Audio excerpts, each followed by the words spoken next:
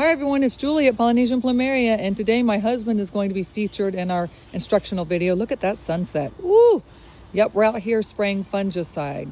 So it's a new product that we've decided to try because we've heard really good reviews from some other tropical plant growers, including people that have used it on Plumeria. And let me say, hi everybody, it's my husband Chris. Hello. He's my sidekick, my teammate, and my partner in crime when it comes to this Plumeria collection we've got going on. So this product is a foliar spray. So we'll be spraying the tops and bottoms of the leaves and the trunks or stems of the tree along with the branches. Whereas this is our second method that we're going to use to try to prevent and head off any serious infections of any type of funguses.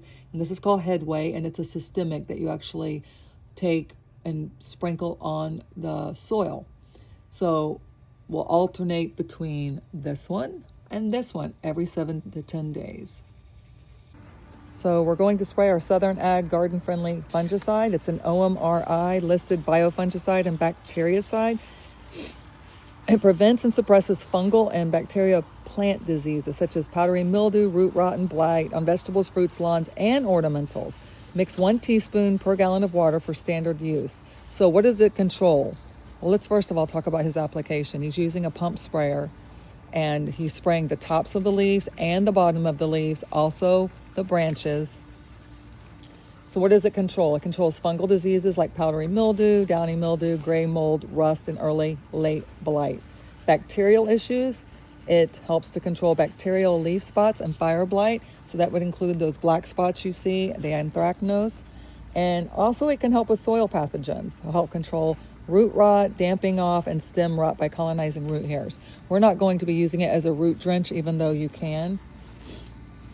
Remember, it's 1 teaspoon per gallon of water. Just follow the manufacturer's suggested instructions.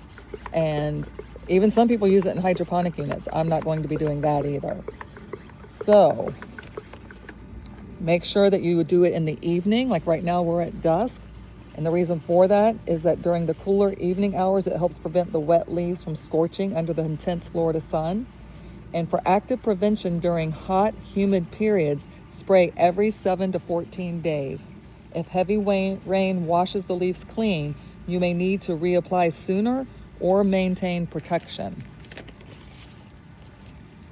Another thing I want to talk to you about is some integrated management tips. In addition to using biofungicides, they're most effective when combined with cultural controls, especially if dealing with heavy humidity like we do here in Florida. So one thing that you need to do is to clear fallen debris, any rust and leaf spot spores that you see on those leaves. You need to cut them off and you need to bag them and throw them in the garbage, because you want to discard those infected leaves immediately rather than composting them. You want to maximize sun and airflow, so you need to keep the plants adequately spaced apart to allow leaves to dry rapidly after rain, and avoid overhead watering. And the way that you can avoid overhead watering is to direct your watering, if you're having to hand water, direct it at the base or roots of the plants to keep the foliage as dry as possible. So we've been using these wand sprayers because they get directly into the pots. These plants that you see in the ground are actually on drip lines, so we don't have to worry about watering those when we don't get rain. Right now we're not having to water anything, right? We're getting a lot of rain. But anyways, if you are dealing with a severe existing outbreak that the biological spray isn't slowing down, you could look into other chemical creative options like some people suggest Daconil or systemic alternatives to clear up the active infections. That's not something I've ever done, but I would consider it if I had an outbreak like that. So I hope you enjoyed this video, learning all about the new fungicide that we're going to be using and how we're going to rotate between 2 different products to help prevent an outbreak. Not that we've ever really had a serious one, but you never know. So let's do everything we can to keep our Plumeria healthy. If you haven't yet, you can follow and subscribe on Facebook, like on Instagram, like and follow on TikTok, and subscribe on YouTube. Have a great night, everyone.